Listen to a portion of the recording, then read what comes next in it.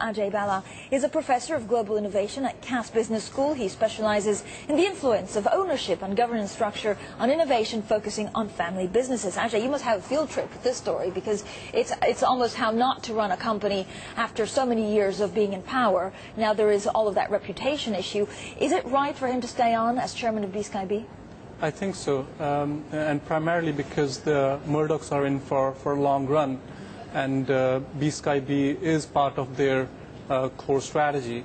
And looking forward, I think for the next generation, the company has to ensure to take steps which create that stamp and enable the family to retain its brand. But Ajay, are they really in it for the long run? Because it seemed like they were, but now the phone hacking scandal is also gaining momentum. We're talking about the possibility of Parliament, getting James Murdoch again to answer questions about the latest phone hacking scandal. If this doesn't go away, and if they don't have a complete cleared name, then it's going to be much more difficult for them to stay in business in this country. I think you have a point there. The major issue here is the impact which this hacking query will have on the interrelationship with the Murdoch brand here. And I think BSkyB was, for now, has been insulated from this inquiry, primarily because the business has got nothing to do with print media. But as we go forward and see the impact it which has on the James Murdoch, that may jeopardize his position for next year, not this year in particular. Yeah, and of course BSkyB isn't tainted for the moment at all, but of course they don't have someone coming in with a bid, because they lost the Murdochs that were going to bid on the company. So where does this actually leave, BSkyB, and will the Murdochs come back with a second bid because they have no choice? This is an interesting question, because I think for the long term we will see that at least in the next 2 to 3 years they're holding back in terms of making any additional bids on the company.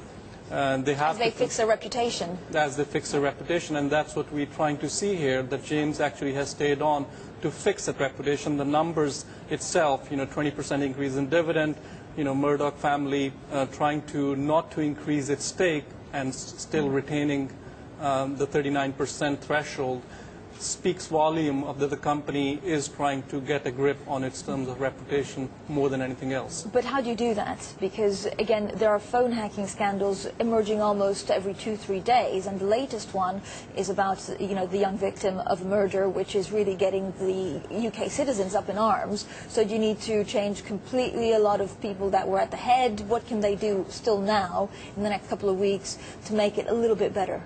I think one of the options which they have is that the print, the news media, only accounts for about 11% of the overall News Corp's revenues. And there is an option for News Corp to actually make a complete exit of from the print business by selling that at a reasonable premium.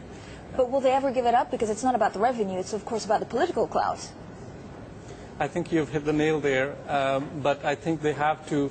It is less of a political clout issue at the moment. I think they really want to create and guard their family's reputation, and Murdoch brand is at stake here, and they're going to do the tactics which they're going to adapt are going to ensure that Murdoch family stays intact. So Ajay, in 10 seconds, you think that the Murdochs should now actually get rid of their newspapers here in the UK to avoid further scandal? I think so. The clear option for them is to move away and focus on their profitable businesses. Yeah. Ajay, thank you so much. Ajay Bhalla there.